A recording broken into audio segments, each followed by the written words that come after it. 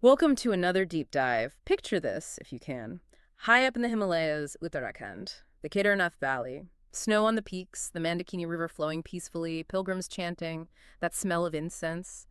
It's a place of deep peace. Absolutely. A really sacred place for so many people. A sanctuary. But imagine that peace being just shattered. Yeah. Violently. Not by war, but by nature itself. Exactly, because that's what happened in June 2013. An incredibly sudden, fierce storm, a disaster. And here's the thing that's hard to wrap your head around, the reason we're doing this deep dive today. It's June 2025 now, 12 years on, and 702 victims from that flood in Kedarnath, they're still unidentified. Their DNA samples just sitting there. Right. And this isn't just about loss, though the scale is immense. It's about, bureaucracy, scientific hurdles, and the very real ongoing human cost. For so many families, this disaster hasn't ended. So today we want to look at how this happened, the ripple effects, and what it tells us about how we handle such tragedies. Okay, so let's go back. To understand the identification problem, we need to understand the chaos of June 2013 itself. Mid-June. Kedarnath is packed, pilgrims everywhere, making that tough climb to the temple, the 8th century one, way up at, 3,500 meters? About 3,583 meters, yeah.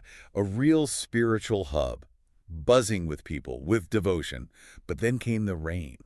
Between June 13th and 17th, relentless, unseasonal, just unbelievable amounts of rain. Some places got like 400% more rain than usual for June in just a few days. And not just rain, right, this was a cloudburst, which is like, explain that again. It's basically hyper-localized, intense rainfall. Like the sky just opens up and dumps everything in one small area. We're talking maybe 100 millimeters of rain in an hour. Just boom. And where did this cloudburst hit? Right above the temple, on the Chorabari Glacier. All that water hit the glacier, caused a massive melt, and sent this absolute wall of water, mud, huge rocks, debris just crashing down the valley. The Mandakini River, usually so calm it became a monster, just swallowed everything, villages, roads, people. The devastation. It's hard to even imagine. Officially, they said over 6,000 dead. Officially, yes, but locals. They often say the number was closer to 10,000. Whole communities just wiped out. Miraculously, the main Kedarnath shrine survived, but the area around it, obliterated. That sheer destruction set the stage for the identification nightmare. So after the floodwaters pulled back, what was left? Just an apocalyptic scene, truly. Bodies scattered everywhere, some buried deep under mud and rocks, others washed far downstream. The immediate focus, understandably, was rescue. Operation Surya Hope. I remember that. Huge effort. One of India's biggest ever. Army, Air Force, paramilitary forces, they rescued over 110,000 stranded people. Helicopters flying in impossible conditions. Incredible bravery. Amazing courage. But then came the grim task, identifying the dead. And that was just a nightmare from the start. Think about it. Many victims were pilgrims from far away, maybe carrying no ID at all. The terrain was treacherous, bodies were hard to reach, and the conditions meant decomposition happened fast. So visual ID, almost impassable pretty quickly. Which left? Exactly. DNA forensics became the only real option. So they undertook this massive task, collecting DNA samples from 702 unidentified bodies. Imagine doing that in a disaster zone. No infrastructure. It was a huge challenge. These samples were sent off mostly to the CFSL lab in Hyderabad, hoping for matches. But 12 years later, still no match for those 702. Why? What went wrong? Well, first off, DNA testing isn't like on TV. It's slow. It's complex, especially with samples from a disaster like this. Floodwaters, exposure, they degrade DNA. Makes it much harder to get a good profile. They did get profiles for 702 bodies, which is remarkable in itself. But the profiles are only half the equation. You need something to compare them to. You need DNA from the families. And that's the core issue. Not enough families came forward. That's the critical missing link, yes. Only a small fraction of families submitted their DNA. But why, if that was the only hope? It's complicated. So many reasons. Many families, maybe in remote villages, just didn't know about the process. No information reached them. Others searched for months, lost hope, couldn't afford to travel all the way to Uttarakhand to give a sample. Some held on to hope, hearing rumors their loved ones survived, maybe living in an ashram somewhere, didn't want to accept they were gone. And you mentioned cultural factors, too. Yeah, that's significant, too. For some families, tradition dictates certain ways of dealing with death, engaging with forensic science, DNA testing. It can feel wrong, maybe even like disturbing the soul's journey. So you have this confluence of issues, lack of information, logistics, hope against hope, and cultural barriers, all preventing families from providing those crucial comparison samples. So the samples just sit there. Did the government try to set up a system, a database? They did try. The Uttarakhand government attempted to create a DNA database to make matching easier.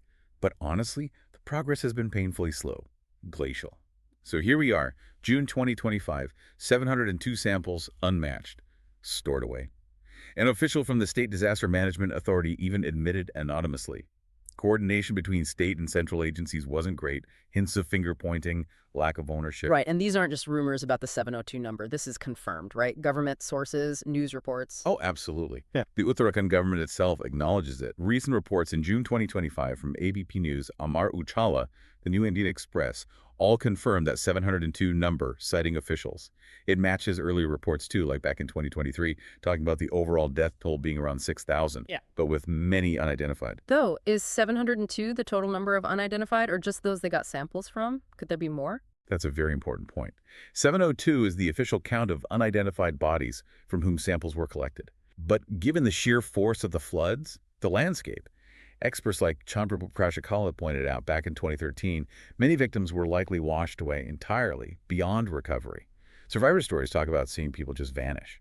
So while 702 is the official number we have samples for, the true number of people who remain missing and unidentified is almost certainly higher.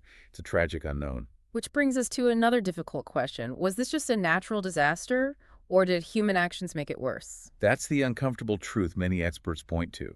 A cloudburst was natural, yes, but the scale of the disaster, significantly amplified by human activity. What kind of activity? Well, environmentalists had been warning for years about the risks in Uttarakhand. It's a fragile ecosystem, the Himalayas. Yet there was rampant development, roads cut into unstable hillsides, hotels built right on riverbanks, and dozens, over 70 hydroelectric projects constricting the rivers. It was basically loading the dice, making the area far more vulnerable when a natural event inevitably happened. Like building on a floodplain, but on a massive scale. And didn't they try to limit pilgrim numbers at one point? They did. After the disaster, a Supreme Court panel in 2014 recommended capping daily pilgrims at Kedarnath to 5,000 to reduce the environmental pressure. But what happened? In April 2023, the Uttarakhand government revoked that cap. Seriously? Yeah. After 2013? Yes. And the result? By this year, June 2025, over 1 million pilgrims had visited Kedarnath, record numbers. More people means more roads, more hotels, more strain, increasing the risk all over again. It feels like a lesson unlearned. And how has the government treated the families of those still missing, the unidentified? Not well, according to many families. They talk about being given the runaround, shuffled between different government offices, getting no real answers. There was compensation promised back in 2013, but many families say they're still waiting. And there was even a PIL, a public interest litigation, filed on the High Court in 2023 about problems with how flood relief funds were distributed. It suggests ongoing systemic issues. It's just awful. These aren't abstract problems. These are real people suffering, like Ramesh Chandra you mentioned. Yes, Ramesh Chandra, a shopkeeper, 62 years old. His brother went to Kedarnath just before the flood to pray for their mother. He never came back.